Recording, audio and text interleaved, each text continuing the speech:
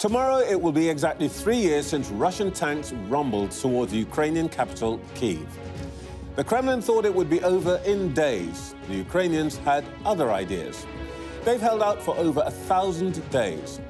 But now, with over 1 million dead, wounded and displaced, could there be a peace deal on offer? And if so, who gets to make the deal? This week, Europe's leaders are flocking to the White House. They think they deserve a seat at the negotiating table. The Ukrainians thought that this was their war. No deal about them without them, they say. These two don't see it that way. As far as they're concerned, Russia and America hold all the cards. Our Foreign Secretary says we'll double down on support for Ukraine, and the Prime Minister says a bad peace deal is a disaster for all. For the government, we'll speak to Education Secretary Bridget Phillipson. The Conservatives are demanding an increase in military spending. We'll hear from Shadow Defence Secretary James Cartlidge. And we'll get a sense of just how people in Ukraine, and especially children, have been affected by the last 3 years, with Sarah Brown, who's been working with a charity on the ground. Plus, with us throughout the show, former Financial Times editor Lionel Barber, former EU High Representative for Foreign Affairs Baroness Cathy Ashton, and former Foreign Secretary Sir Malcolm Rifkind.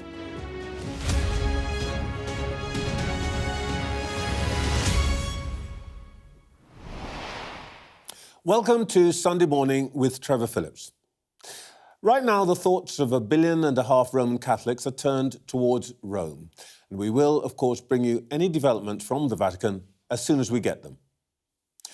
Meanwhile, the Prime Minister has been telling people that he wants Britain to be a bridge between Europe and the USA in the diplomatic manoeuvring over Ukraine. I suppose he's thinking of trading on that famous special relationship between the UK and our former colony. Unfortunately, to them, it doesn't seem to be that special anymore.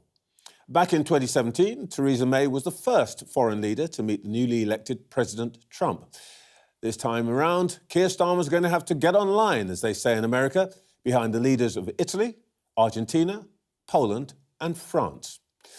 The great master strategist of America's foreign policy, Henry Kissinger, probably had it right when he said that America doesn't have friends or enemies. It only has interests. Donald Trump, a Kissinger fan, puts it more pithily. America first. They were both paraphrasing the great 19th century English statesman Lord Palmerston. He, of course, was speaking of Britain. But ironically, we seem to be the only country in the world not to have got Mr. Trump's point. A little earlier, I spoke to the Education Secretary, Bridget Phillipson. Bridget Phillipson, the Prime Minister says this morning that a good peace deal in Ukraine can only be won through strength. He must know that this phrase, peace through strength, is a Reagan phrase, and it's been in every Republican Party platform since then, including Donald Trump. Does that imply that, as in the Reagan years, we want to get military spending up to 6% of GDP? Good morning, Trevor. We're committed to 2.5% of GDP, and we'll set out a pathway towards that. But what the Prime Minister is talking about is how we make sure that Ukraine is in the strongest possible position going into any negotiated peace settlement. Because fighting is still happening every day. Every day, as at the moment, as we speak, the Ukrainian armed forces are in a fight for their country. Now, that is something that we as a government back. We back the Ukrainian people, we back President Zelensky. That's been the long-standing consensus in this country, and the British people have shown enormous support, both in welcoming Ukrainians here, but also in our approach more widely. And we do welcome the approach that President Trump is taking in seeking to get parties to the negotiating table. I want to get to Mr. Trump in a second, but just let's deal with one practical question. You say you want to get to 2.5%. By when? And when will you tell us by when? We do want to get to 2.5%. The last time that was achieved was under a Labour government, and we're determined to get there again. We will set out that pathway towards it, but I'm afraid I'll have to disappoint you in not setting out that timetable this morning on your show. Well, you know, I'm sure it doesn't matter disappointing me, though, of course, I'm hurt. But will he disappoint Mr. Trump as well? Will he not tell Mr. Trump when we're going to get to 2.5%? We will be setting out how we get there. What I can also say is that through the budget, the Chancellor delivered an extra £3 billion worth of investment into defence spending. We know we've got to increase defence spending. We know that we as a nation, alongside our European allies, have got to play a bigger role in defence. Yeah, look, all right. Well, he says, you say 2.5%. He's using this phrase, peace through strength, and as I pointed out, the Reagan years were talking about 6%. Donald Trump has talked about us spending 4 or 5% on defence. 2.5% is hardly peace through strength, is it? It's pretty feeble. 2.5% is a significant commitment. It's not something that's been achieved for some time. As I said, it was last achieved under a Labour government, but alongside that... Don't you think it ought to be higher if you really mean that you are going to do more than help the Ukrainians not lose? Zelensky's complained that we keep giving them enough to help them not lose, but not enough to win. Don't you need to be more ambitious? Right from the start, this country has stood behind the Ukrainian people and President Zelensky and put in place significant support because, yes, we want the Ukrainian people to be in the strongest possible position going into that settlement in terms of a lasting peace. But it's also in our national interest that we do this. We saw what happened through the instability that was caused to energy bills because of the Ukrainian invasion. And this is in our interest in terms of our national security and in peace and security and freedom across the continent. And where it comes to investment in defence, yes, we need to invest more. Absolutely we do. And we must play a bigger role too. More than 2.5%? As the Defence Secretary set out just this week, alongside additional investment into defence, we have to be serious about making sure that money is spent well. There have been too many examples in recent years where we've seen poor examples of procurement and wasteful spend. But spend it well too. We can all agree on that, but in the words of one famous American politician, I think it was Walter Mondale, those are the words. Where's the beef? 2.5% is not beef. And so let me just ask you again, should you be thinking about more than 2.5%? The military chiefs here say that you need to get closer to 3 right now. So 2.5% is our commitment. Let's be clear, that is a big undertaking. The last time that was achieved was over 14 years ago under a Labour government. As the Conservatives acknowledge, they hollowed out the armed forces. They've left us in a very, very tough position. We all know the state of the public finances, but despite that, the Chancellor took the decision at the budget to invest an additional £3 billion into defence, with the biggest pay rise in 20 years for our armed forces. So we haven't, these aren't just words, we are putting money and actions behind what we are delivering. And of course, we want to make sure that our armed forces have got what they take and what it takes to keep our country safe. You're comparing a invasion of Crimea world with now, never mind the last 3 or 4 years. Now, either you really mean it when you say we want to achieve peace through strength and you're going to put the money behind this, or else this is all hot air, isn't it? We do mean it, and it was a Labour government, of course, that created NATO, signed us up to NATO, and our commitment to NATO is unwavering. But where we do agree with the approach that President Trump and the new US administration is taking is that it is right that European nations step up and play our part, and it's why the Prime Minister has been clear that as a part of any negotiated settlement with an American-backed guarantee, we will ensure that we play our full role in ensuring the long-term sustainability of that peace settlement. But in order to get that, we have to have Ukrainian voices at the table, and Ukraine needs to be in the strongest possible position going into that settlement. And every day, brave Ukrainians are fighting and dying on the front line. This is not abstract. This is happening right now as we speak, and it's why we continue to back the Ukrainian people and give them the resources that they need. All right. Prime Minister is going to meet Mr. Trump this week. The Foreign Secretary apparently is going to say that you're doubling down on sanctions on Russia as Mr. Trump, just at the same time as Mr. Trump gets a bit closer to Mr. Putin. Is this a clever move this week to be in a situation where actually you're getting in between Mr. Putin and Mr. Trump? So the Foreign Secretary will be setting out more on Monday in terms of the extent of the sanctions. This is a significant package and he will be setting out more detail on this. This is, of course, about Russia's illegal invasion of Ukraine, but this is also about our domestic security too, because we have seen the impact of Russian aggression here in the UK. We saw the poisonings, of course, in Salisbury. We also see continued aggression by the Russian armed forces around our shores. It is why, again, we are investing in defence. But I do think it's right that we make absolutely clear where responsibility lies for the conflict and the actions that we as the government will take to make sure we bear down as hard as we can on Russia. So again, going into that peace negotiation, Ukraine is in the strongest possible position. So Mr. Trump is wrong in what he says about the way we conduct these negotiations? I welcome the fact he's able to bring the Russians to the table. I think that is a step forward. But alongside that, of course... Nobody else is at the table. We're not at the table. Ukraine's not at the table. That's OK. Well, this is, of course, what the Prime Minister will be discussing with President Trump next week, how we can work with the new US administration to ensure that lasting settlement. We want to play a key role in this, but we, of course, the US are right to take a lead on bringing people to the table, and a Ukrainian voice will be central to any lasting settlement, because without Ukrainians as a part of that, it just won't endure. Tell me how the Prime Minister is going to persuade Mr. Trump to go along with him. He is, by the way, following the presidents of Poland and France, the White House. What gift is he bringing to placate Mr. Trump? A state visit, perhaps?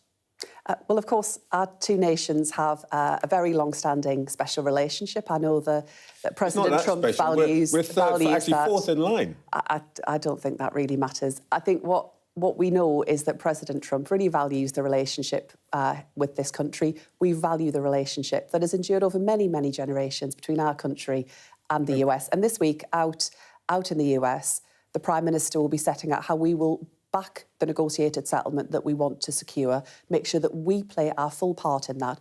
But of course, build on those ties that exist between our nations and what more we can do together. Will you be looking forward to a state visit by Mr. Trump and, speak to both houses of Parliament? Will you be, looking forward to that occasion? Well, of course, you're inviting me to comment on matters that are, of course, for the King and for the royal family. But I, of course, would always welcome the visit of the US President to this country, because the ties that endure between our two nations are so incredibly important. OK, it's very, very diplomatic. Well, let me ask you about something that you could have a view about. Prime Minister spoke about Mr. Zelensky, said he was a Democrat. So was Mr. Trump simply wrong to say that Mr. Zelensky is a dictator? President Zelensky was democratically elected by the Ukrainian people. There have not been elections recently in Ukraine because Ukraine is in the middle of a war. That was the situation that we as a nation faced during the Second World War, where we didn't have elections for a decade. So I think we can understand that. Well, I'll tell you why I asked this question. The implication of what you've just said is Mr. Trump was wrong to say this. It's really striking. Not a single government minister can utter those words. I think the facts speak for themselves. We know that President Zelensky was elected with a mandate from the Ukrainian people. We respect that. But you can't say Mr. Trump... alongside... But you can't say that Mr. Trump was wrong. I would have thought that frank speaking between people who have a special relationship is de rigueur. I mean, it's a thing you could do. Why can't you just say, Mr. Trump, you were wrong to say this? And the Prime Minister has set out the position of the UK government, which is that we recognise that President Zelensky was elected by the Ukrainian people. We think he is doing a tremendous job in the face of the terrible Russian aggression that his nation has faced. And it is, of course, right that in a period of war, elections don't take place. All right. Well, let me give this one last go from a different perspective.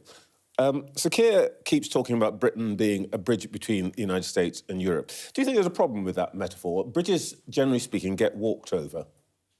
No, I think it demonstrates that we want to work in a pragmatic way with the US administration, but recognising that actually European nations, including ours, have to step up and play a bigger leadership role. And I think Keir Starmer, as our Prime Minister, is showing real leadership in the approach that we intend to take as a government, because it's right for peace on the continent, but also because it is right for our national security as well. All right. Look, if we're going to increase defence spending, the money's going to come from somewhere, and it isn't money that was set aside in the Chancellor's budget because events have changed, right? That means less money for other departments, perhaps including yours, on children in care, universities, whatever it is, possibly even the breakfast clubs that you're promising Are you ready for that? We face some really tough choices as a government, I don't deny that. But through the budget, the Chancellor did prioritise key education spend. And that's why today I am able to set out that we are announcing the first 750 new free breakfast clubs that will roll out right across England, demonstrating our commitment to deliver on the promises that we made to the British people. And this is a promise made and a promise that is being delivered in schools across England, because we know it will make a really big difference to children's life chances, that soft start to the school day, the impact it has on children's attendance, on their behaviour, and the help it provides to parents, putting money right back into their pockets. Has the Chancellor asked you to model cuts on unprotected areas of your department's budget yet? Through the spending review process, we're obviously working with the Treasury on a range of different options as to how we can make sure we're getting the best possible value for the money that we have. Look, it's really tough. It is really challenging, and I will make no bones about that. The inheritance that we have was a £22 billion black hole from the Conservatives. It's why it is crucial that we focus on growth, we get our economy growing so that we are able to invest more in our public services. But yes, that means all of us having to make some tough choices about what we prioritise and how we prioritise spend. So you've been asked, and you are modelling those cuts. On the breakfast clubs issue, are you funding this properly? Some heads apparently have withdrawn from the pilot on this scheme because they think they'd actually be losing money if they put on breakfast clubs. So the money that is going into breakfast clubs is significantly more than the existing scheme that's there, that is much more limited in scope. What we're setting out, and what I'll be setting out in terms of the full detail of the list of schools tomorrow, is 750 new free breakfast clubs, providing amazing support to parents and children. And the money that's going in is a significant investment in our children's life chances. Just one very quick thing. Youth mobility scheme. Is the government up for the kind of youth mobility scheme, allowing people aged 18 to 30 to come here and work and live for a couple of years, as we do for people from Australia, New Zealand and Canada? Are we thinking about extending that to the EU? On this and on every other area where it comes to our negotiations around a better deal with the European Union, I'm not going to get into providing a running commentary on particular measures. OK. Let me just ask you, if I may, at the end here, a personal question, really. Catherine Berbelsing, the head of the Michaela Community School, joined us a couple of weeks ago, and she had some what can be described as choice words about you. I think we can see them now. No, I'm just describing her. I'm saying she's a Marxist because that's the explanation for wanting to centralise the state. She says that she's... What I did was every time she tried to fob me off, first of all, it wasn't private. There were 3 other people with her. There was my deputy with me. And they kept staring at us and being horrible and huffing and puffing and all kinds of things and trying to intimidate us. And they didn't give us any water to drink. I don't quite know, what to say, being intimidated and so on, but let's just... what's your response? You didn't even offer the woman a glass of water. Even we do that at Sky. Look, that's just not as it was. But look, I have meetings all of the time with school leaders. I spend a lot of time travelling around the country meeting with school leaders and meeting with school leaders here in the Department for Education when I'm in London. I'm not going to comment on private meetings held in good faith because I want people to be able to express their views openly and candidly. I can tell you what I'm focused on is how we drive up standards in our schools and deliver better. I'm just not going to engage. All right, let me ask you this: is this a case of recollections may differ? I think that's fair to say, yeah. OK. Bridget Phillipson, thank you for your time this morning. Thank you. Let's see what our panel made of all that. We're joined all morning by the former Financial Times editor Lionel Barber, the former EU High Representative for Foreign Affairs, Baroness Cathy Ashton, and former Foreign Secretary Sir Malcolm Rifkind. Right, we'll come back to that issue at the end at some other point. Let's talk about the serious business. Lionel, 2.5%, they're sticking on that. Is it enough in the context? Well, it's certainly not enough for President Trump. He's talking about 5%. He won't get that. But right now, we're not anywhere near hitting 2.5% in real terms. I mean, all sorts of stuff is thrown in, veterans payments. So the British government really does need to be looking at 3%, and probably earlier than even 2029-30. That's, I think, another 10 to 15 billion at least. Yes, and that will be difficult given the amount that's already allocated to the nuclear deterrent, but that's key for our posture. No, if we're going to be a serious player at these negotiations, and by the way, we weren't at the table back 10 years ago at Minsk, we took ourselves out of that equation, we need to be very clear, and President Trump will be looking for a big number or a serious number when he meets Sir Keir Starmer in Washington. And that means 3%. Well, look, I think we can say something about the context here.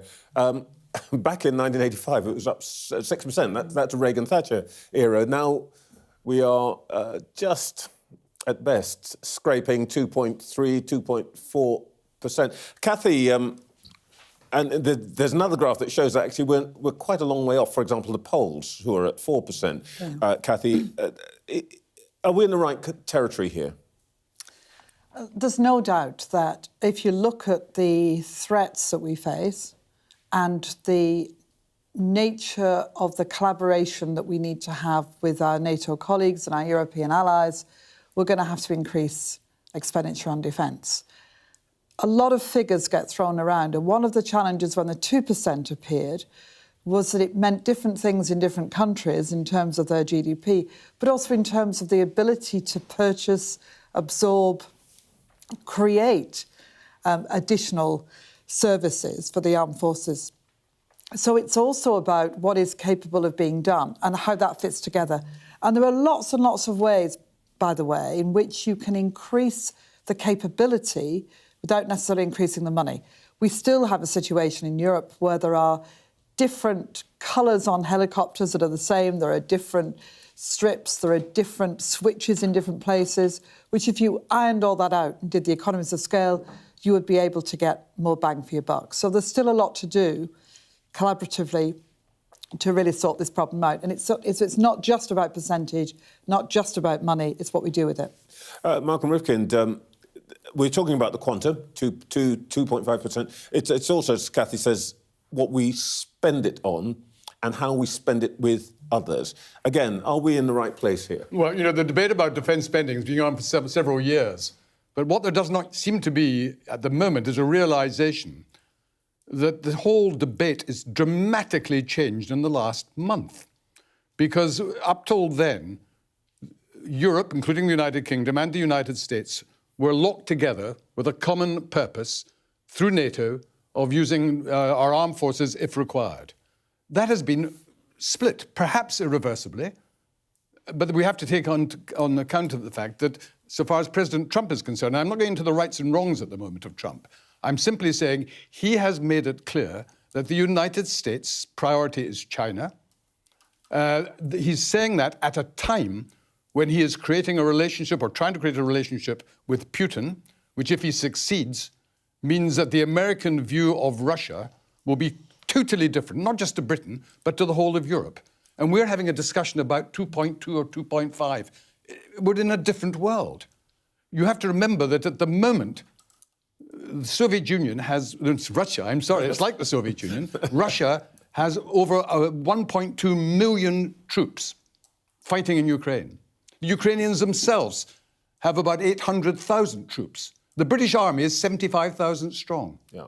And, you know, we have to actually realise that, as in previous times of our history, it's not just a question of this percent or that percent. We're going to have to make a judgment that our national interest and interests which we share with France and Germany is a major rearmament. Otherwise, we are in very, very serious risk. Cathy, you, when you were essentially the EU's foreign minister, I suppose top of your priority was the relationship with the Americans. Now, all the EU leaders are busy getting on planes to Washington. Do we matter? Oh, absolutely. I mean, there's no question that Britain still has a key relationship with the United States, with all the presidents that we've seen. Well, it matters to us. Does it well, matter no, to it Americans? matters to them. No, it really does matter to them. I mean, in terms of the traffic, which is not just about the big headlines, but the day-to-day traffic. Certainly when I was in Brussels, the traffic was constant between the US and Brussels. but it was also constant between the US and London, and other capitals too. But there was absolutely no question in my mind, because I was representing Europe, but I was also British, you could see that being British added to my ability to be able to do the job. And I've seen it ever since. And I certainly spent time talking with members of Trump's team in Trump 1. And again, no question in my mind that they thought it was important. I was in Munich last weekend. No question that Britain is an ally that they see as important. But it's different, of course, in a different set of circumstances. You've just come back, I think. Just look at, to pick up what Malcolm was saying about how the world has changed. Of course we matter in terms of our intelligence links, the size of our economy. But after Brexit, we're not in the European club. We are not a sounding board for the Americans, the bridge into Europe anymore. The Americans, and particularly the Trump administration, looks at Britain and says, you took the decision to leave the European Union. What have you done with Brexit? You haven't gone for Singapore-on-Thames, and you've also ruled out rejoining the single market or a customs union. You've made no choices. And I wouldn't be surprised if Mr. Trump implicitly or explicitly puts Sir Keir on the spot in that respect. He may even up the ante and say, well, you can make a choice here because we could do the greatest trade deal possible, i.e. access to the National Health Service, farm, etc., farm trade deal.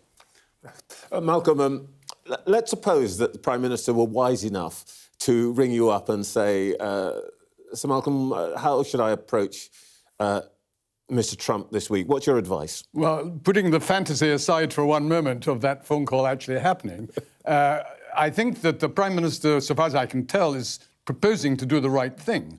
He's proposing, as I understand it, to make it clear, unlike Mr. Trump, the United Kingdom believes that Ukraine must be at the heart of the negotiation and that Ukraine does not deserve, he may not put it in those words, Bridget Phillipson was trying to avoid saying Trump was wrong. Well, frankly, it's absurd whether he was wrong or incorrect or whatever. Who cares about that? So Britain can make a point. But I want to add just something to what Lionel Barber said. He was quite right that our Brexit decision has weakened our influence on a whole range of issues. The one exception is defence and national security, because there, France and Germany recognise that the United Kingdom, the three countries, are, together with Poland and a number of smaller states, are absolutely have to speak as one and have been doing so, not just on Ukraine, but on basically distancing themselves what Trump is doing, which is weakening NATO. Now, this has crucial implications, not just for conventional weapons, also nuclear weapons, because countries like Germany do not have nuclear weapons. They've relied on the United States to provide that nuclear umbrella. And already, Friedrich Merz, who is likely tomorrow to be the imminent Chancellor of Germany, has said that Germany needs to work with, or may have to work with France and the United Kingdom so that the nuclear weapons that France and Britain have, if America is no longer prepared to guarantee our safety, we must be collectively able to deter Russia in a way that we would not without these nuclear weapons that Britain and France have. I'm not so modest. I would tell Sir Keir, you really need, first of all, to get his attention and be liked, be tough, but not look backwards about whether Zelensky is a dictator or not. He needs to say, you could leave a worse mess than Afghanistan if you get this wrong on Ukraine. And the one thing we know about President Trump is he hates to take the blame for anything. Cathy, if you would, in another life, you'd probably be sitting at Sir Keir's right hand at the table. And if he said what Lionel's just said, would you be kicking him under the table or going, yeah, go on? I think what's really important is that Sir Keir is clear and honest and open about what he thinks. I was part of the 2014 negotiations between Russia, America, Europe, and the US and the Ukraine. And, you know, what matters in all of this is the framework around which it all operates. And so I would be challenging President Trump on what is the framework. You can't have a negotiation between two parties with one of them not there. All right, we will no doubt keep talking about this in a moment. It is now 9 o'clock. You're watching Sunday Morning with Trevor Phillips. In the last hour, the Education Secretary has told this programme that the government will soon set out a timetable for increased defence spending to 2.5% of GDP. Bridget Phillipson said Ukraine should be part of any negotiation about the war. Now, let's get an update on that developing story leading the news today. The Pope is said to have had a peaceful night in hospital after a respiratory crisis, when we were told he was in a critical condition. We'll get the very latest from Lisa Holland in Rome now. Good morning, Lisa. Good morning. Yes, just a few words from the Vatican this morning saying that the Pope has had a restful night. Very little other information, no information, for example, whether he's managed to eat today or whether indeed he has got out of bed, all telling signs which may give some further indication as to how he is doing. The last official description of his condition came from Vatican sources yesterday, which said that he is in a critical condition. And certainly, I think from an emotional, ashen-faced spokesperson for the Vatican, people are now gravely concerned for the health of the Pope. However, of course, it is Sunday morning in St. Peter's Square, the Vatican without the Pope, unthinkable, of course, for Catholics. But, of course, people here are praying for him, both ordinary Catholics who've just come up to St. Peter's Square and also inside St. Peter's Basilica this morning, where the homily was read by an archbishop who said, "We feel Pope Francis close to us, even in a hospital bed. We feel him present among us." The Pope won't be giving his normal Angelus this morning. Normally he would read and speak to people from the papal rooms at the Vatican. That won't happen, but we may expect later some kind of text, some kind of personal word from him. We shall see. Lisa, thank you so much. We will no doubt stay in touch with you through the day. Let's turn to the Conservatives now. A little earlier, I spoke to the Shadow Defence Secretary, James Cartlidge. James Cartlidge, the Prime Minister says this morning that he wants to get to negotiations over Ukraine through peace through strength, which is an old Reaganite slogan. Are you down with that? Well, I mean, you know, I think that the cornerstone of our defence policy and the cornerstone of NATO has been deterrence, which is if you want to deter war from happening, you have to be ready for it. You have to be strong. That's been our position for a long time. I think the issue here is that the amount we need to spend to deliver that strength to ensure peace is going to go up. And the reason for that is twofold. It was already the case, as you know, Trevor, that we had given a lot of munitions to Ukraine, rightly, to help them stay in the fight, to defend their country. And since then, with America's clear lead, which had been going on before Trump, of wanting to focus more on China, we are going to have to do more heavy lifting in NATO, and that means us and our allies spending more. Oh, that's interesting. So you accept that essentially that America has other priorities and we're going to have to fill in.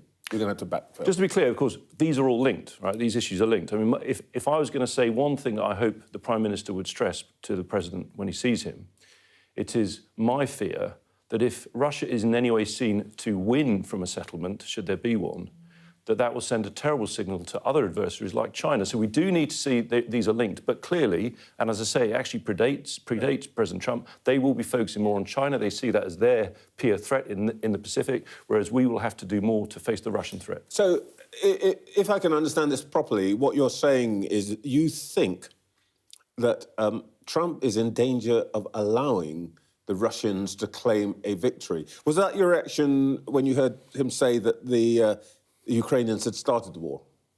Well, I mean, I obviously don't accept that point. Where I strongly agree with what President Trump has said is this point about the need for higher defence spending, is the need for us to step up in Europe. There are NATO European countries, as you know, who don't even spend the current 2%, so they need to do that. And so I can imagine that is very frustrating in the US administration, and Trump has his way of showing that frustration. Interestingly, by the way, when I talked to the Cabinet Minister, Bridget Phillipson, this morning, I couldn't get her, and no other Cabinet Minister has done this, to admit or to say that Donald Trump was wrong to say Zelensky's a dictator. Donald Trump was wrong to imply that Ukraine has started the war. Are you willing to say that Donald Trump was wrong? I'm absolutely. I've said it already. I've said it previously. He is not. Zelensky is not a dictator. He is the democratically elected leader of a free and sovereign democracy that was invaded. It's funny. Was invaded by a dictator. Yeah, but it's quite striking. No politician can say the words, Donald Trump is wrong. He was wrong to say that Zelensky is a dictator. Well done. There you go. Hurrah! But it's a factual observation, and you know, I think, Trevor, if I may say, in this, what you get in this sort of issue is you get a lot of noise, and somehow you've got to focus on the actions and what you need to do.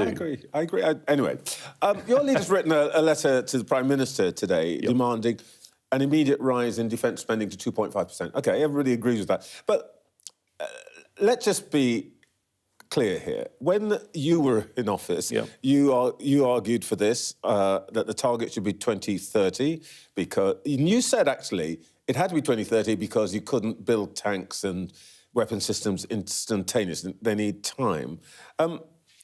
The Institute for Government pointed out that your target would require some dramatic cuts elsewhere, specifically the sacking of 70,000 civil servants. I noticed that in Kemi Badenoch's letter, she says we want 2.5% immediately. She doesn't mention that price of that is going to be sacking 70,000 people.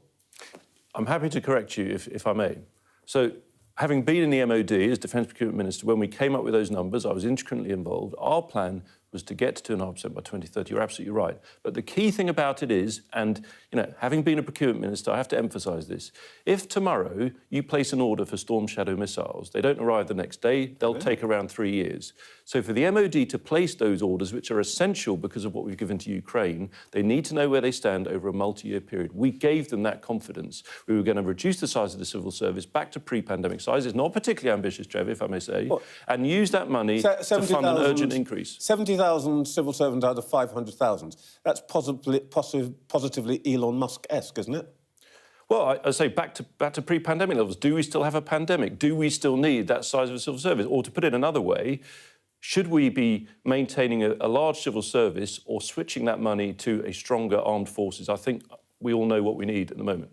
So the Conservative policy is to reduce the civil service by that sort of size? It's two things. It was to reduce civil service and get to 2.5%. But what we've said today, Trevor, is given what's happened since and in recent days, the clear indication we need to do more, we think we need to go further and faster, in fact, than 2.5%. It's just a statement of the reality we face. All right, well, let's go back to the White House. Your party's been in line. You've sort of said it this morning. You want to stay in lockstep with the United States. But Boris Johnson wrote that this weekend, it's bonkers to say that Ukraine started the war, described Mr. Trump's claim as balls. He seems to think that what Mr. Trump is doing is a cunning wheeze to get the Europeans to stump up more money.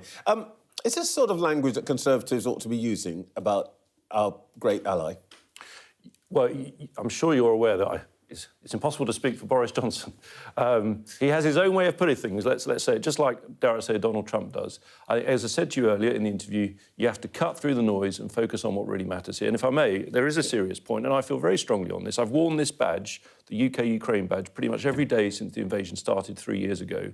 And at the back of my mind is always this simple point, that as we talk, people are being bombed in that country. It's a European nation invaded by an aggressive dictatorship. We have to stand by them. So I think it is time to focus on the actions. At home, that means higher defence spending, and urgently, and internationally, and we do stand by the Prime Minister. We want to see him going to President Trump and emphasising how it's in all of our interests to stand up to Putin. But in a way, this is my point. It is serious. Yeah. And the former Prime Minister, the former leader of your party, a person known to Donald Trump whose words will be noticed, uses this kind of language. Shouldn't you be coming on this morning and saying, I think, Boris, you ought to pipe down because you're getting in the way? I think it's better for me to speak as the Shadow Defence Secretary and talk about our policy. And we've set out a very important change. But nobody's hearing your policy when he's got his megaphone out. Well, actually, it's had quite a lot of coverage, if I may say, in today's newspapers, which you were reviewing earlier. And there is an important part of it, if I may, Trevor, which is you talk about being serious. I think if you know, 'cause I was in the Treasury as well as at the MOD. If you are serious about defence spending, and everyone agrees it needs to go up, you have to say where the money's going to come from. I know that's an old-fashioned idea. So something that Kemi wrote in her letter, she said, we all support the government if they take difficult decisions to increase defence spending, and they're going to have to. You can't borrow it. Borrowing's too high already. You can't tax anymore. Taxes are going through the roof. There will have to be difficult decisions, and we think the aid budget will have to be under consideration, but also welfare and, frankly, scrapping this crazy Chagos deal. So more defence and question the aid budget, really, rather as Mr Trump has done in the United States? Not for that reason. I mean, we make our decisions according to the national interest of the United Kingdom, obviously. But looking at the situation, the aid budget, which does many good things around the world, which we are proud of, it is there to keep us more secure, because the underpinning logic is that you spend money on countries abroad to help them develop so that in the long run, the world is more stable and safer. But unfortunately, the reality, and it's a stark reality, I'm afraid, is that we need more hard power now rather than soft power. And so we will have to consider looking at least in the short term. James Cartlidge, thank you very much for your time this morning. Thank you. Back to our panel, Lionel Barber, Baroness Ashton, and Sir Malcolm Rifkin. Cathy, Kemi Badenoch's come out this morning and she's said that the government really needs to get on with this 2.5% cut, even if defence budget, even if it means cuts in welfare, cuts to overseas aid, for example. Make sense? Well, not really, in that, first of all, the job of government has got to be about domestic issues. And while I would argue that foreign policy, defence are also domestic issues, you've got to be very careful about just making sweeping statements. I think, too, that there's been a misunderstanding for a long time about the role of what we call overseas aid, because it is about stopping problems getting to the point where they become crises and the implications of those crises ending up with us. Wherever a problem begins in the world, it doesn't stay there, it moves. And that can be movement of people, or it can be movement of warfare, it can be the consequences of climate change, it can be all sorts of things that we have to engage with. So engaging early, engaging in ways that mean you're not forced into crisis spending, which is always more expensive, is a really good use of money. And we seem to have lost the ability to sort of make that clear. Malcolm, do you think that Kemi Badenoch's kind of doing an opposition job here, isn't she? Well, I think what she's saying here is indeed correct, and I would support that, but I would actually go way beyond what even the Conservative Party is saying at this moment in time. Because do remember, particularly when you're dealing with the armed forces and when you're dealing with a defence budget, you cannot just transform the capability of your armed forces in 6 months or a year. You actually have to start now in order that in 3 or 4 years' time, you will have the level of capability that if Putin is still in power, if he's succeeded with Ukraine thanks to Trump, and if he's then putting pressure on the Baltic states and NATO is fragmenting because the Americans are not prepared to give support, you cannot just say then, we better start spending a lot more on defence. You've got to start, you've got to recruit the people, you've got to plan the equipment, you've got to and you've got to transform our defence industry, because they will not have the capability to produce what you require unless you give them advance notice. There are people shouting at the television right now, Sir Malcolm Rifkin, former Conservative Defence Secretary, why didn't you start this 14 years ago, or even just in 2014 after Putin had walked into Crimea? Well, it should have been started then. I know you weren't in government. I was Defence Secretary in 1992 to 95. This was when the Berlin Wall was falling down and the Russians were being as helpful as they possibly could. It was a different world. So Russia itself dramatically reduced its defence budget. But we've seen that Putin, even before Ukraine, was increasing his defence budget. It's now at 6%. And 40% of their spending, government spending in Russia, is on their armed forces. And we're arguing whether it should be 2.3 or 2.5. But it's a ludicrous understatement. Not just for Britain. France and Germany are just as bad. And Germany perhaps even worse in terms of where it's coming from. I'm not going to hold you responsible for what your successors did, but it does sound a little bit like Sir Malcolm Rifkin is saying Cameron and Osborne might have been a little bit sleepy at the wheel. Well, they certainly should have done a lot more in terms of defence spending, but in their defence, it's worth pointing out that important assets were put into Ukraine, special forces, intelligence, There was an awareness after the Minsk agreement, which was a pure bandage, that Ukraine did need extra support. So that was an important initiative.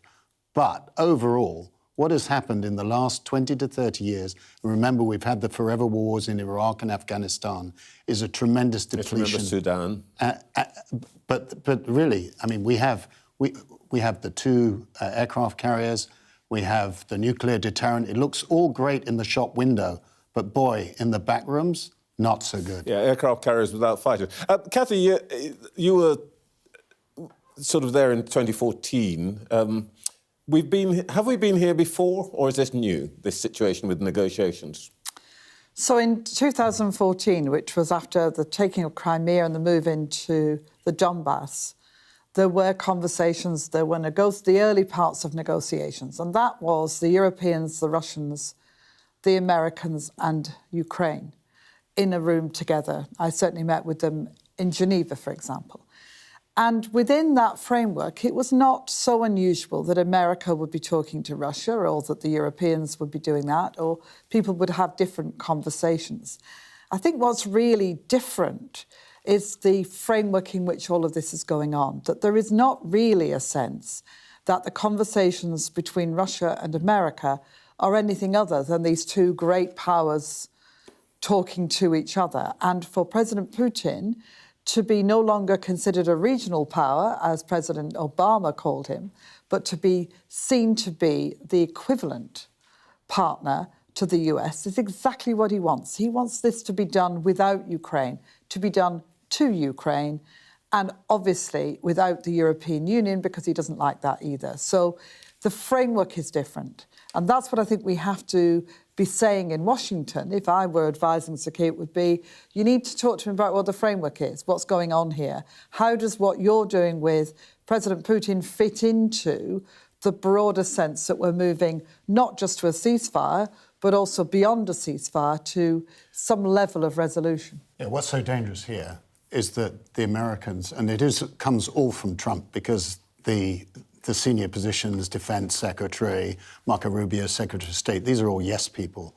And what's so dangerous is that they've taken a lot off the table already. Preemptive concessions, like Ukraine will not go into NATO. There will be no US troop presence in Ukraine. The second really dangerous point is that Trump is putting all the accent on a truce, on a ceasefire. He wants to be in Moscow, likely May 9th, for the end of the Second World War, sitting there with President Putin. The Second World War commemorations. Yeah, May 9th. And it'll all be about the ceasefire. But as Kathy is saying, the key point is, what about the peace settlement? What about any security guarantees for an independent, sovereign Ukraine?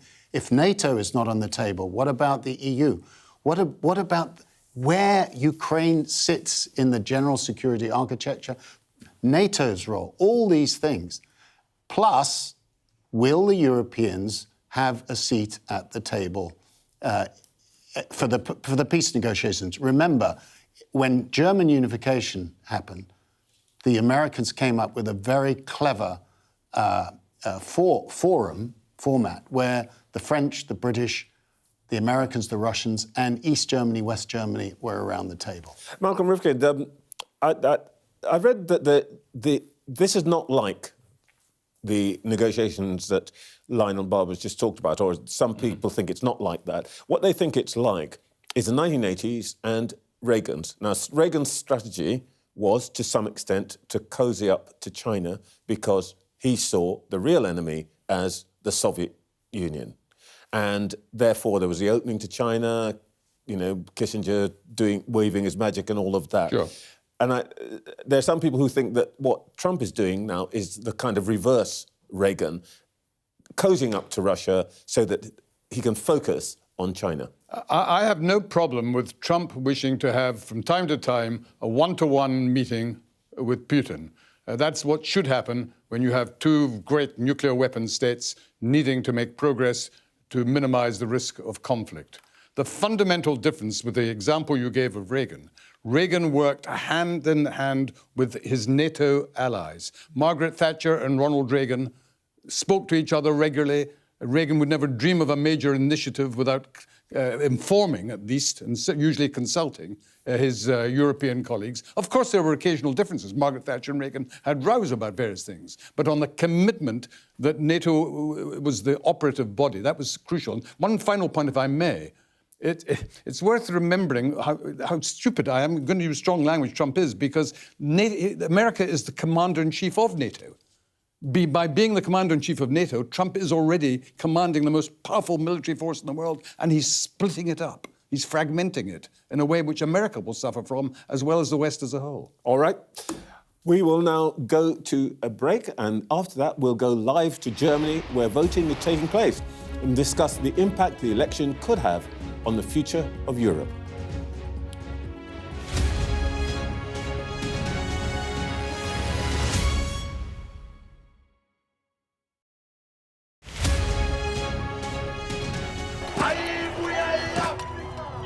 It's like a football final with only one team on the pitch.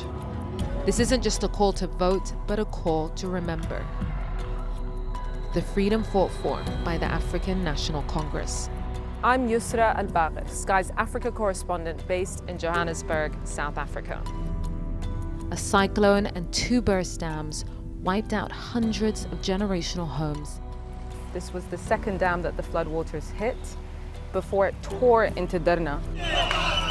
We are in the heart of Nairobi, and we're watching as protesters were heavily tear gassed. The sheer fearlessness and persistence of these guys is astonishing.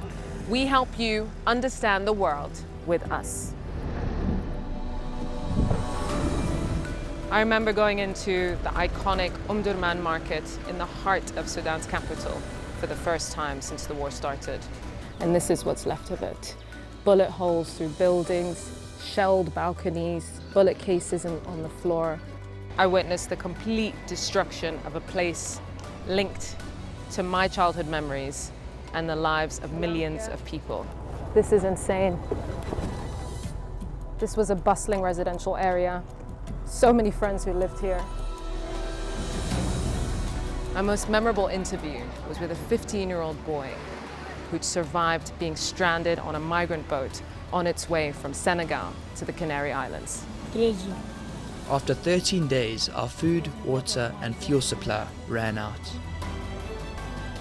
I felt awe when we saw the mountain gorillas in Rwanda. We call him the king of the jungle. This is the alpha silverback. Sky News. Get the full story first. Yusra Al-Bagher, Sky News. Weeknights on Sky News. This is your chance. Tell people. Welcome to the Politics Hub. Our police force has apologised. If you want to find out about Grimsby, you come to the docks.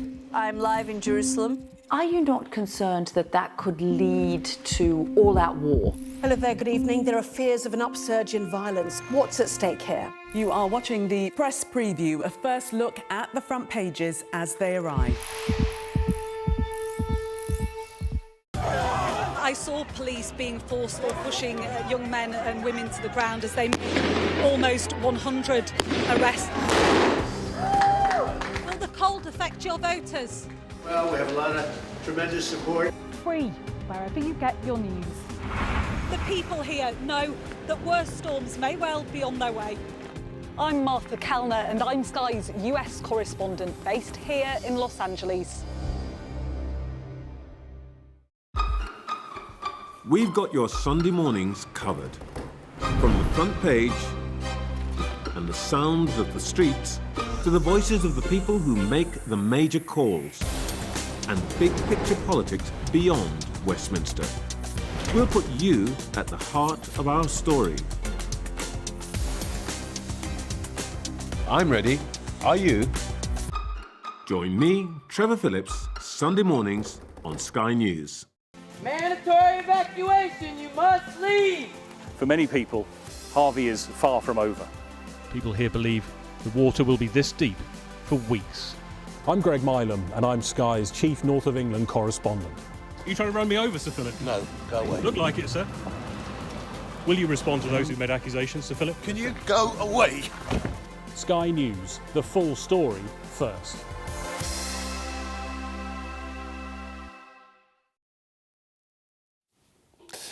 Germans are voting today in what could be the most consequential general election there since reunification. Europe's biggest economy is in big trouble, facing a third year of recession. And the new Chancellor's approach to Ukraine will have a major impact on how the war ends. So let's talk to Adam Parsons, who is in Berlin. Good morning, Adam. What's the mood? Morning, Trevor. Yeah, this is, as you said, an important inflection point for Germany, which has been for so long this powerhouse of the European economy. I think A, because of its performance, B, because of the wealth of this nation. It's the richest country in the European Union. And third, just because of this reputation that Germany has for producing high-quality goods, whether that's cars or washing machines or steel, or basically anything and everything, that it has this reputation for industrial might. And yet, over the past couple of years, this economy has, well, it hasn't ground to a halt, but it has certainly been a little insipid compared to other nations.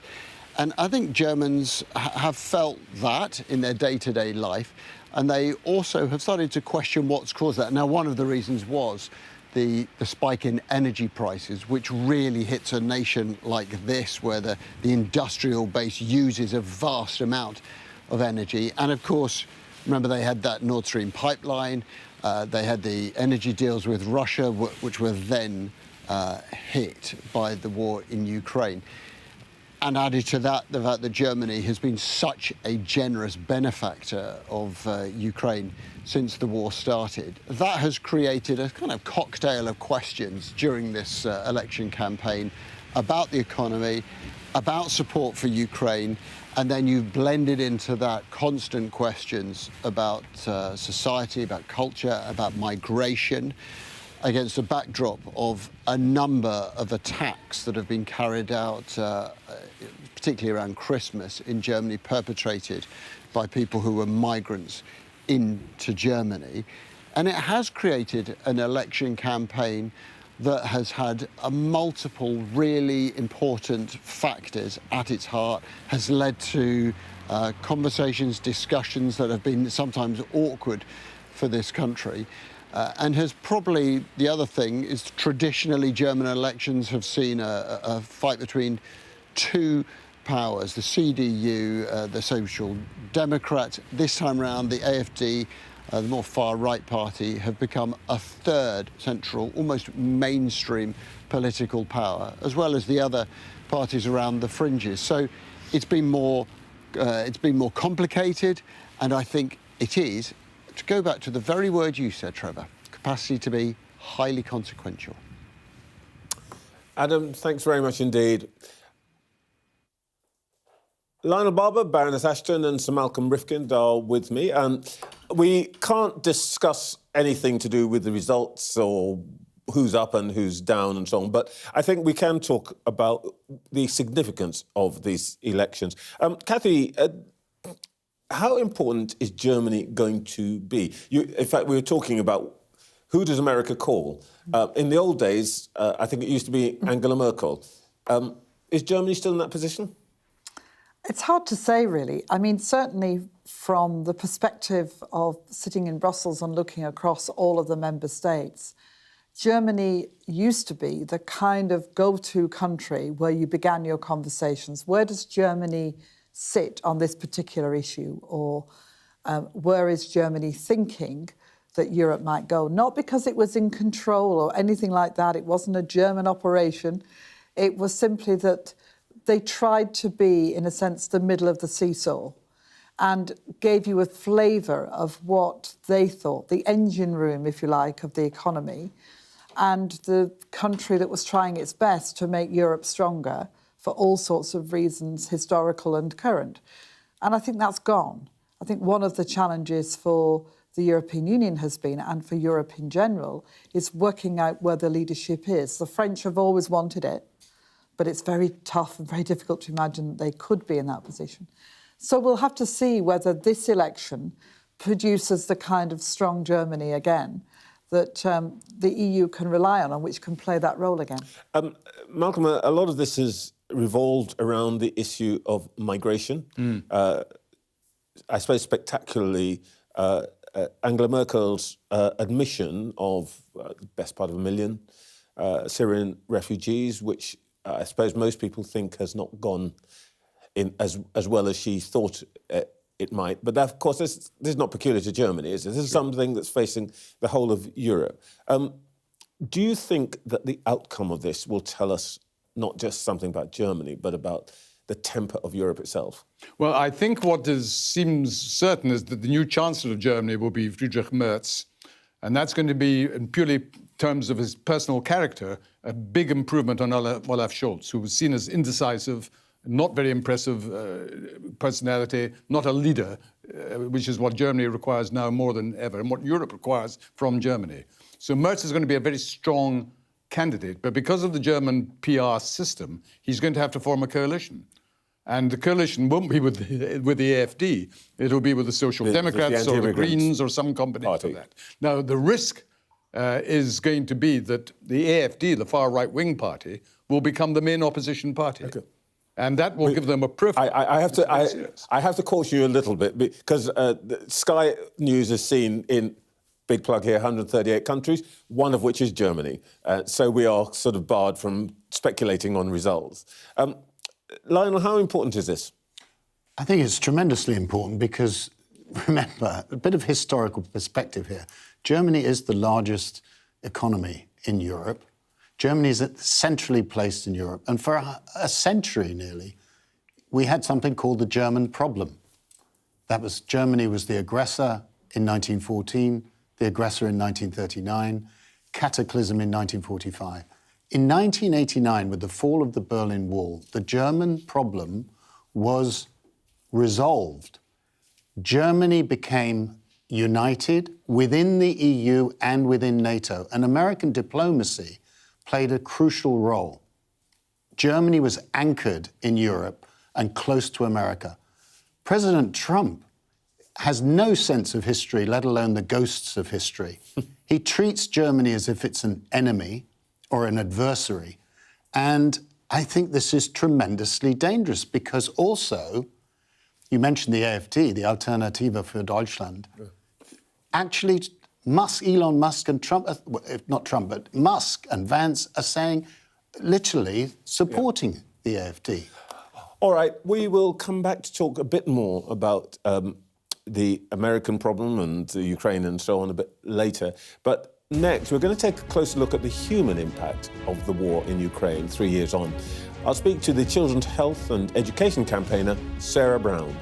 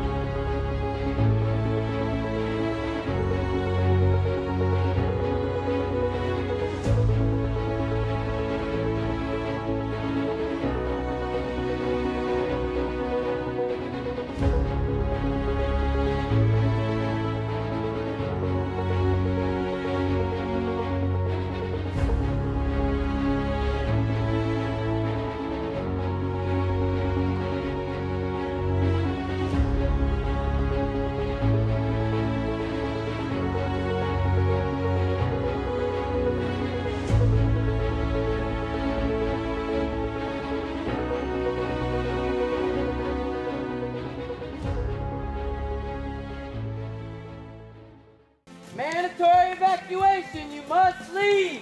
For many people, Harvey is far from over. People here believe the water will be this deep for weeks. I'm Greg Milam, and I'm Sky's chief North of England correspondent. Are you trying to run me over, Sir Philip? No, go away. Look like it, sir. Will you respond to those who made accusations, Sir Philip? Can you go away? Sky News, the full story first.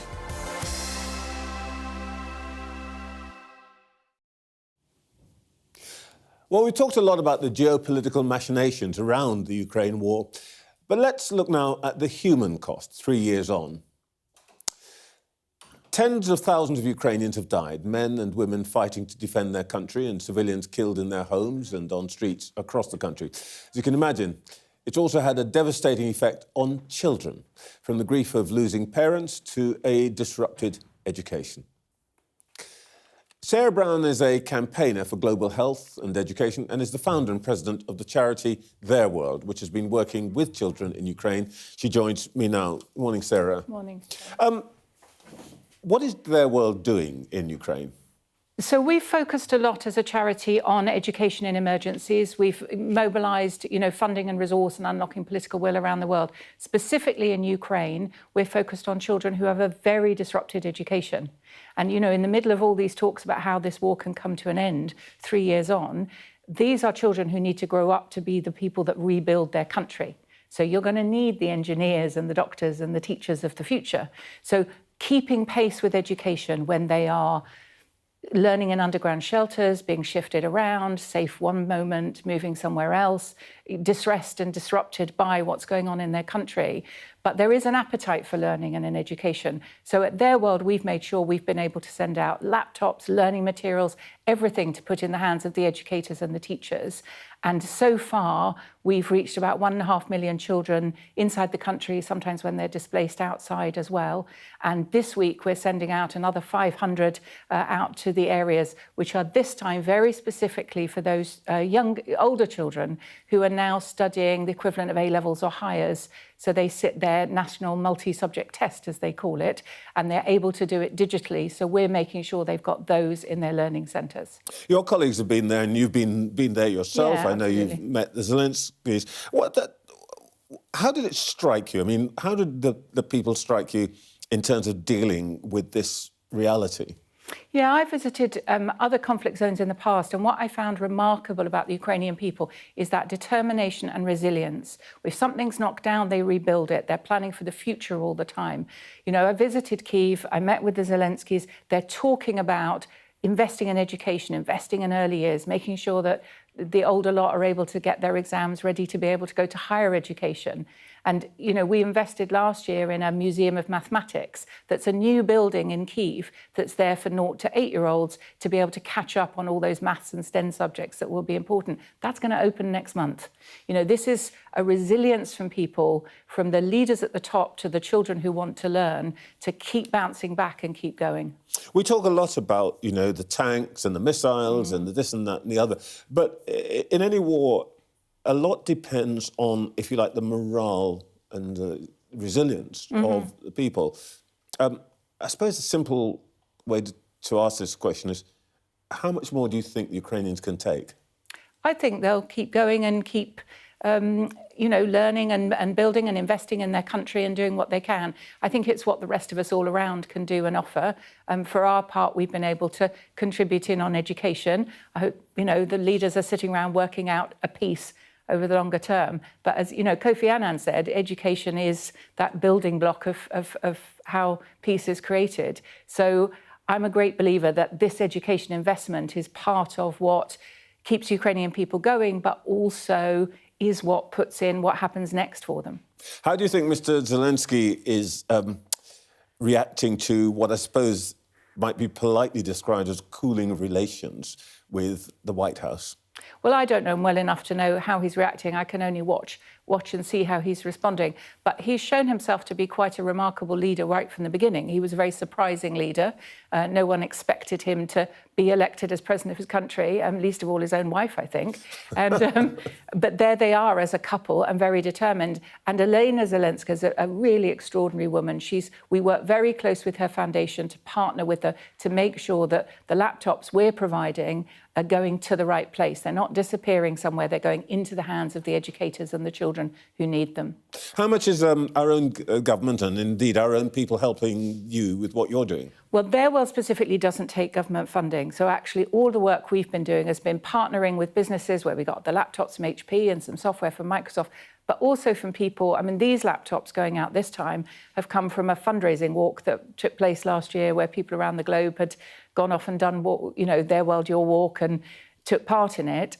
We've taken funds from People's Postcode Lottery, which again is individual people making small contributions. So that's what's funding this. But we work alongside some of the other big NGOs who are also out there, the UNICEFs, the War Childs, who are working with government funds, and the quality of their work is very dependent on those grants coming through. And I assume if people want to help, they can go on your website and they'll find a way of donating or whatever it is. It is all there. You can get all the information as well, yeah. You're a pretty experienced political operative, if you don't mind me using those terms. Keir Starmer's off to Washington this week. What would you want him to prioritise when he gets in the room with the president? I think it's about, as it always is, where two leaders get together, is for them to both listen to each other. I think if you're trying to build an agreement with each other, is to be able to listen as much as you're talking. And I think this doesn't entirely feel like important men in big rooms could do more of that. Yeah, it doesn't exactly feel like a message that has been much said to Donald Trump. Look, all of them as leaders, I just think you've got to listen to what the other side, you've got to walk in other people's shoes. And I think on both sides, they need to be thinking of the Ukrainian people who didn't ask for this war and who have been enduring it, with some fortitude. They, of course, the Ukrainians didn't start this, so, as you say. You do a lot of work with Theirworld and with your other charities, with your own charity, across the globe. One of the things that I hear quite a lot, and you've probably heard this, especially in Africa, which is the complaint that Europe and America are in a big, major crisis over Ukraine. Yet there have been, maybe not as many, but many, many lives lost in Sudan and Congo, and nobody's talking about that. Is that fair? The world I work in, people are talking about it, through charities working out how to galvanise resources. I think people are quite fearful that support they've been getting might be taken back. Every donor government is talking about cutting funds, I think without exception. I can't think of one that's increasing their funds. There's a constant debate and dialogue around the value of international development, whether it's soft power or whether it's seen as, money that should be spent nationally. I don't think those conversations are going to go away. I think it's quite healthy to have them and always kind of robustly look at that. But it always has seemed to me that this was funding that effectively is investing in children and in their safety, and where we have crises in the world, we have to pay that attention. I think it is hard for Congo and for Sudan to keep getting themselves high up the headlines. And I think organisations like mine and other NGOs are quite good ways of keeping that message going. But it's a balance, isn't it, between what government does, what civil society does, what the corporate world can do. And unless we all come together with it, you can't ever get to the point where you've got enough funding going through to fund all children. Sarah Brown, good luck with this work. It's terrific work. Thank you so much for your time this morning. Thank you so much, Trevor. In just a moment, we're going to hear once again from our panel.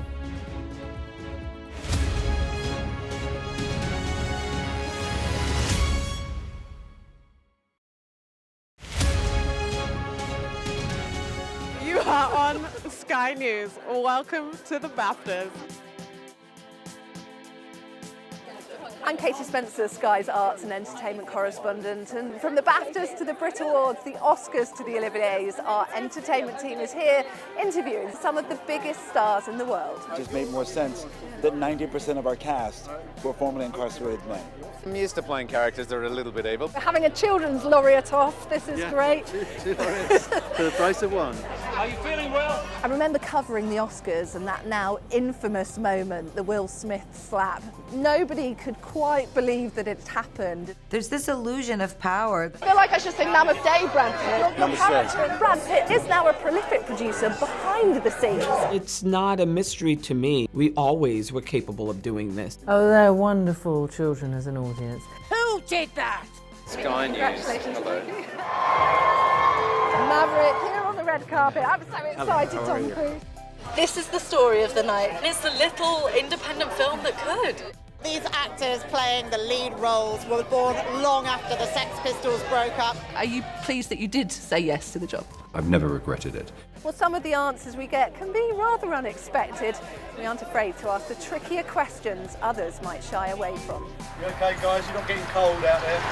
Mr. Wallace, do you regret the inappropriate comments? Never did I myself reach the point of striking Miss Heard in any way. Sky News, the full story first, free wherever you get your news. Opening night of the UK leg of Taylor Swift's £1 billion grossing tour. I love you, ain't that the worst thing you ever heard? Such is the spending power of Swifties that her 15 UK shows are projected to boost the economy, thank you very much, by almost £1 billion. You slay Taylor, we love you, Taylor!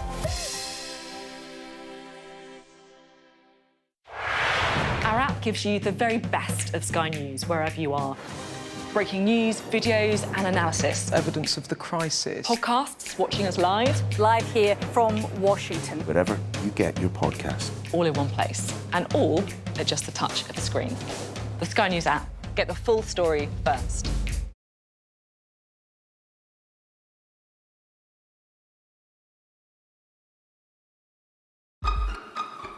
We've got your Sunday mornings covered. From the front page and the sounds of the streets to the voices of the people who make the major calls and big picture politics beyond Westminster. We'll put you at the heart of our story. I'm ready. Are you? Join me, Trevor Phillips, Sunday mornings on Sky News. Weeknights on Sky News. This is your chance. Tell people. Welcome to the Politics Hub. Our police force has apologised. If you want to find out about Grimsby, you come to the docks. I'm live in Jerusalem. Are you not concerned that that could lead to all-out war? Hello there, good evening. There are fears of an upsurge in violence. What's at stake here? You are watching the press preview, a first look at the front pages as they arrive. Lionel Barber, Baroness Ashton and Sir Malcolm Rifkind are with me to wrap up our show today. We were talking before about Europe, and Cathy, you were saying that there is an interesting question to be asked. Who is going to be America's interlocutor? It's clear who's put it, who's like a kid in year 7. Me. It's called Emmanuel Macron. But how is Europe going to be represented here? Well, it's one of the challenging points, really, and I remember this from a decade ago, that you convene a meeting to discuss the future, and then you have a whole set of questions about who's going to show up. And if you have negotiations, and actually I've said this to colleagues in Ukraine, is that they need to think about who they want to be with them in any formal negotiations. Obviously, they'll want the US. There's a question mark about whether they formally would want NATO anywhere near it. But the bigger question from our point of view is who is Europe in this? Is it a series of leaders, in which case, which ones? Emmanuel Macron, you could have the new Chancellor of Germany, the Prime Minister of Great Britain. Do you have the European Commission? Do you have the European Council? Do you have the High Representative? Do you have Poland? A significant and important country, the Baltic states, because they are concerned about where they fit into any kind of agreement that brings security for them as well as for Ukraine, and so on. And if you're not careful, you end up with about 35 people sitting behind you.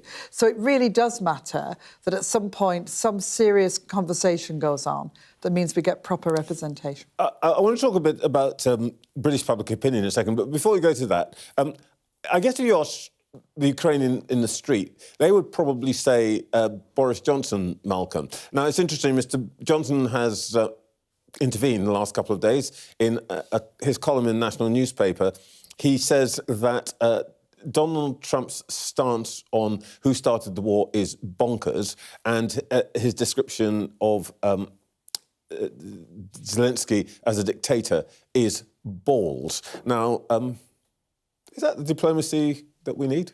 You know, I've never before thought of Boris as a really grand example of an elder statesman. But on this occasion, I pay an unreserved compliment. He's got it spot on, and all credit to him. And I never thought I'd hear myself making a remark of such friendliness towards his role in public life. I think we might want to pause for a few seconds. And... I need to write this down. One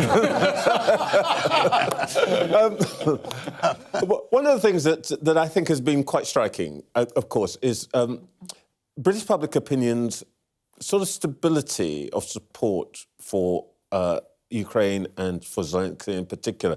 It's fallen off the cliff in the United States, but let's look at some numbers here. When British people are asked who's done a good job of handling the war, Zelensky, right there, out there in front. They even like our government and also the previous Conservative government. Obviously, they don't think much of Trump. And then if you ask them a question about whether sanctions on Russia are necessary, which we know that the government's going to talk about tomorrow, they're absolutely rock solid and have been for the last 3 years, sanctions on Russia, and it hasn't moved. This is interesting, isn't it, Lionel? I think it's a tribute to the political leaders of both parties, the main parties in Britain, that you've got this kind of bipartisan consensus behind support for an independent, sovereign Ukraine and the defence of their country against unprovoked aggression by Russia. And it is a stark contrast with the United States, where you have a rump Republican Party which has held up aid to Ukraine. And now you have a President Trump who's describing Zelensky as a dictator. Now, I just want to make a point, if I may, about who's in the room. Noting the British support for President Zelensky up at above 60%. From what I heard when I was in Washington, the Americans are very clear, the Trumpists, that Zelensky won't be in the room. They want a truce, and then they want early elections, an end to Zelensky and his entourage, as it's put, somebody else there. Now, how the sequencing plays out is going to be very important, but this is something to watch. The President said last night that he thought that he was close to a deal, word deal, you hear a lot from Trump, on the issue of minerals. And his case is that the United States has put, what I think he says, $350 billion into supporting Ukraine. They are getting nothing back. The Europeans have put their money in as a loan. And he wants to give something back to America first, and that is in the form of what people are calling rare earths. They're not rare earths, but minerals that produce lithium and so on, which are important in the digital age. Will he get that deal, do you think? I think he may get some kind of deal, but I think for President Zelensky and for Ukraine, this has all got to be part of the package that comes with the future of Ukraine in terms of support for the restructuring, rebuilding, in terms of some kind of move from ceasefire to peace agreement that will give Ukraine its sovereignty and so on. I think for President Zelensky, it can't be just something that says, oh, by the way, all that support we gave you, we'd now like paying for, especially as actually what America's got out of supporting Ukraine is different. You can't put it in dollars. It's about the relationship and the role of America in the world, and certainly in its relationships with Europe in the broadest sense. So I think Zelensky is not, at the moment, ready to do the deal, but he will look at it, he will think about it, he will be considering it as part of this broader package.